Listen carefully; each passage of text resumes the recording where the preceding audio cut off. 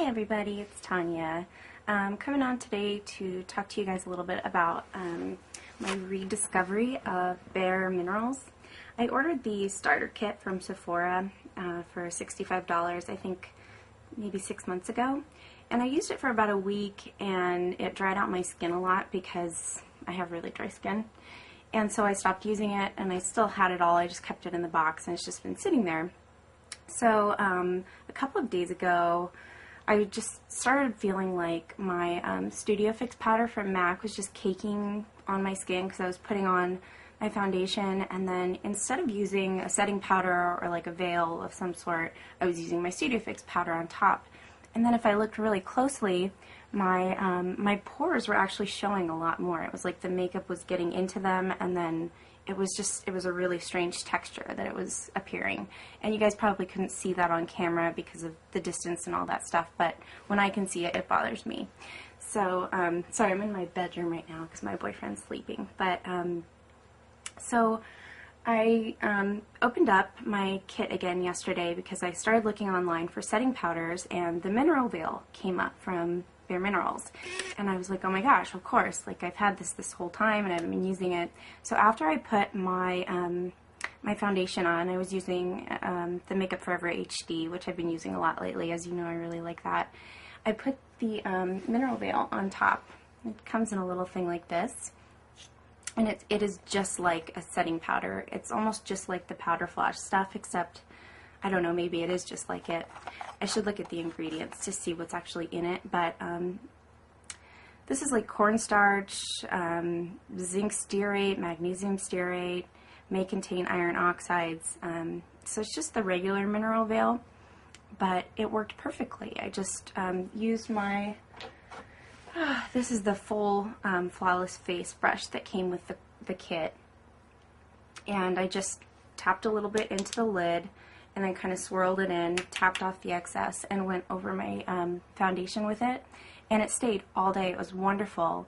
And then all of a sudden, it was really funny, I went looking at some of the people that I subscribe to, and there were like 3 videos up about Bare Minerals. So I'm thinking that as spring is coming again, people are starting to rethink, you know, what they're putting on their faces, because, you know, liquid foundation can be pretty heavy on the skin, especially when it's hot out. And so with the temperature changes and stuff, I think that the key for me using Bare Minerals is to really, really heavily moisturize first, and to use some concealer where I really need it. And then I can probably go back to using this stuff. So I'm kind of excited about that, because the whole foundation routine every day, I feel like it's not really that great for my skin, covering it so thickly every single day. And so I think I might try to do just the Bare Minerals and see what happens again. Because I don't think I was moisturizing quite as much right before I would put it on before. So I'll let you know how that goes, and maybe I'll do a video about just how I apply it and stuff, but I'm going to check it out again. I dismissed it too quickly, I think, the first time.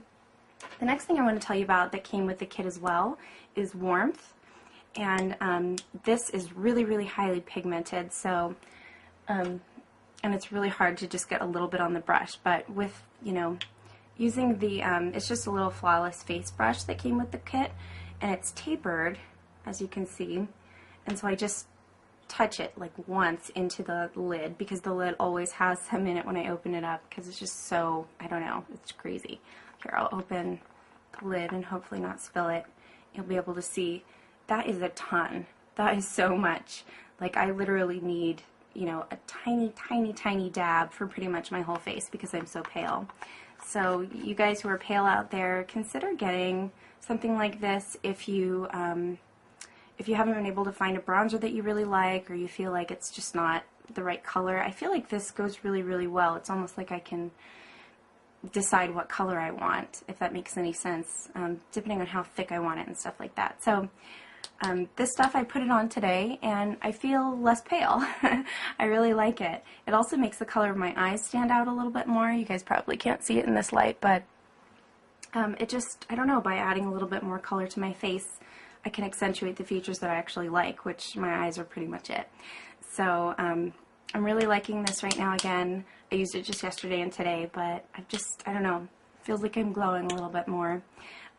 Little secret tip, I do put some on my neck. My neck is so red right now. This is what happens when I get on camera. I get nervous and I turn red. So anyway, I do put some, just a little bit into my cleavage because I don't have much, and it accentuates what I do have, which is nice. You know, it's just for my boyfriend. I don't, you know, myself. But it's just fun to feel like you look okay for the day. So, so yeah, these two brushes are really, really great to use with these two products, the Mineral Veil and the Warmth. There they are. You can see the colors there. I don't know how much they are on their own. I'll have to check that out. Maybe I'll put that in the video before I'm done. But if you guys are breaking out with liquid foundation or haven't quite found the right tone and you're pale, they have a light and fairly light set that's the starter kit that matches my skin quite well. You know, depending on what season it is and stuff, I can use more of one than the other, or each one on different parts of my face because I have different colors on my face.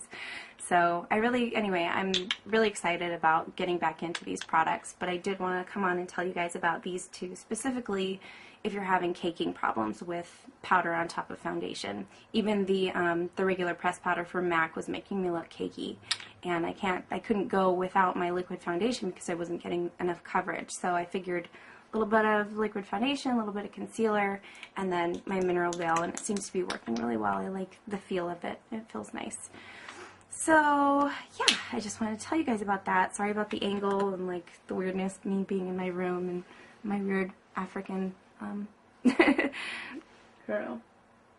My grandmother gave me that. Anyway, hope you guys are doing well, and I'll talk to you guys later.